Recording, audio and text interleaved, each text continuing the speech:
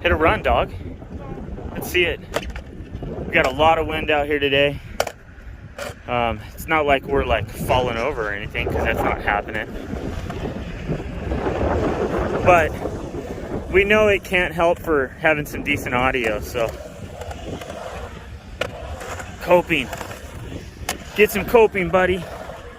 I know you can do it. Oh, get up there. Here it comes right now. It's been a month.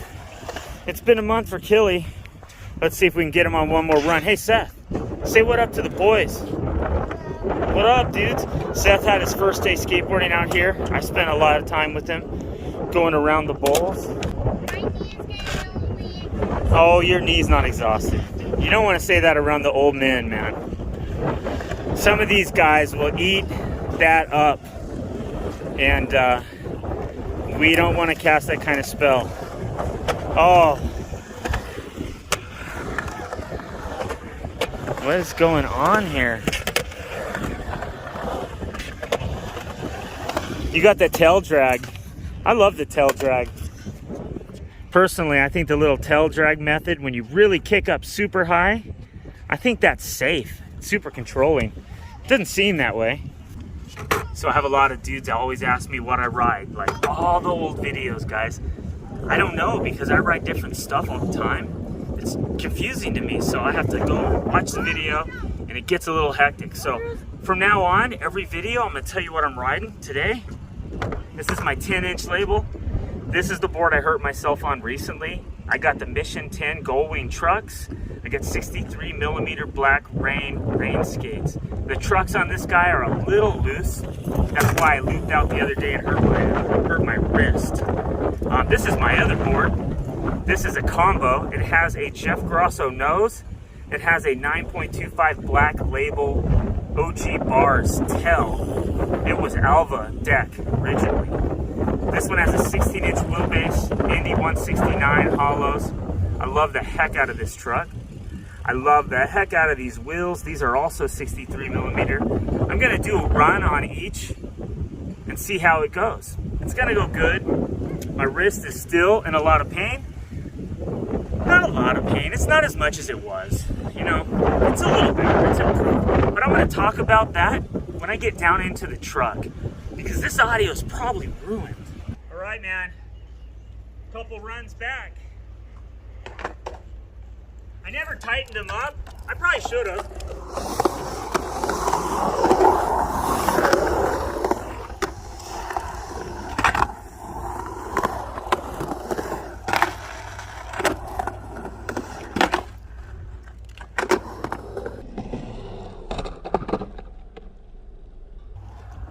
Do that manual that Michael was doing? Nah, I don't have that, right? Okay, let me do one roll-in run now on the other board. Boom!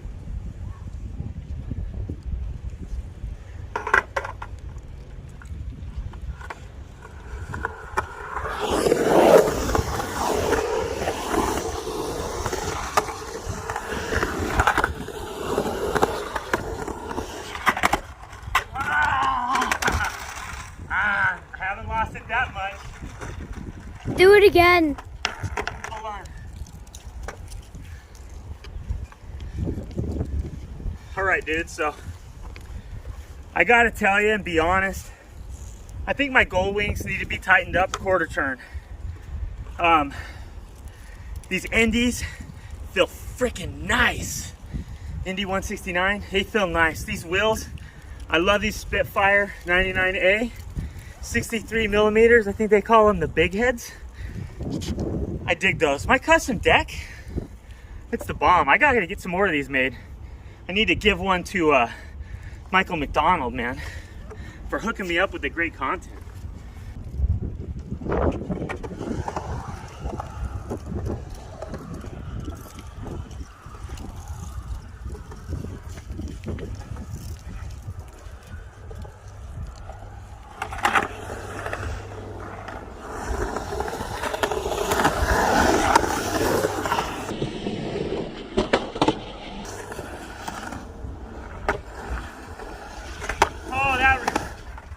That run felt really really sloppy. All right. Bring it on up, dude. All right, dudes. Kids here hounding me to go home. All right, dudes. Good to get out and get a session today. It's Friday afternoon.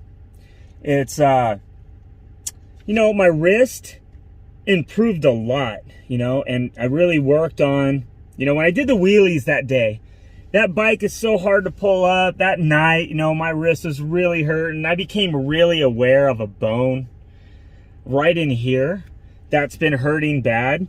Since that fall, I've had pain in my elbow, pain throughout my forearm, like shooting pain into my shoulder.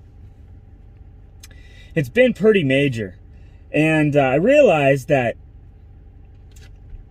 to me, pain is like, it's kind of like a warning sign, but it's not the way a lot of people think of it, like in a Newtonian mindset, thinking about physical matter versus your thoughts and, the quantum world.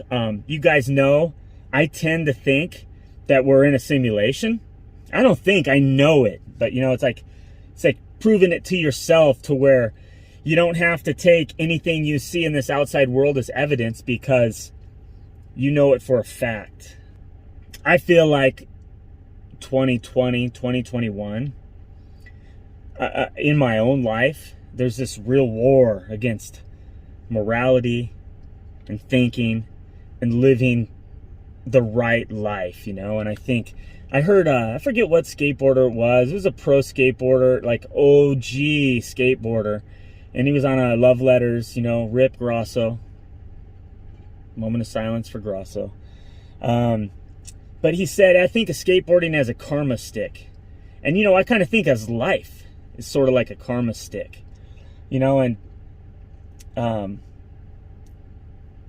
So I really want to raise the bar on the things I do in my life to keep me safe at skateboarding. And I know in some ways you're sort of implying a rule against yourself in a quantum world. But I just really feel like, to me, they connect, and if I can keep the clutter out of here, I can definitely keep the injuries down, the aches and pains. Then there's this other half of me that thinks, you know what? You put a little less feeling about that and more feeling on just the placebo effect, the double slit experiment, your mind. And this last week, or after this last injury in this last couple of weeks, I've begun to realize that these pains that I'm feeling, to me, they're showing me that there's a weakness. I have a weakness in my elbow. I have a weakness in my wrist. I don't know about you guys' feet, right? But I don't know. I've had plantars fasciitis before. That sucked. I was talking on the phone a lot when I had a website and on just a ridiculous amount of calls. And I like to pace when I talk. So I ended up being on my feet, probably doing like trillions of steps a day. But I realize now, like, sometimes I just stand up and my ankle will sprain. I never sprain it at the skate park because I have this belief that I never sprain my ankles at the skate park. But I'll get up off the couch, go get like a drink out of the fridge, and all of a sudden I'm limping on my ankles, like pretty major. Or you got to roll your foot to the outside edge of your foot to kind of walk, and you see a lot of overweight older people that have like mushroomed out the sole of their shoe on that lateral side and develop a whole new style of walking, and I started feeling that the other night, like if I try to put pressure. So what did I do?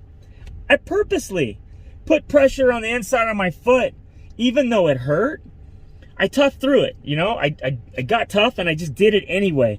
And I changed things in my mind. I started to confess with my mouth and say, like, these aren't issues for me anymore. Because when I notice it, I focus on it, I hit it, I attack the area, and I take care of it by strengthening it, by whatever. So every night after work, I don't know if you noticed the kids' jerseys tonight, they're jerseys, but me and the boys got matching Thor jerseys, and we all got gloves. And then my daughter and my wife both got O'Neal jerseys. So we go out every night after work and we hit that park like a team, like full on. You know, we got neighbor kids that want to join us. We're going to get some jerseys for them too.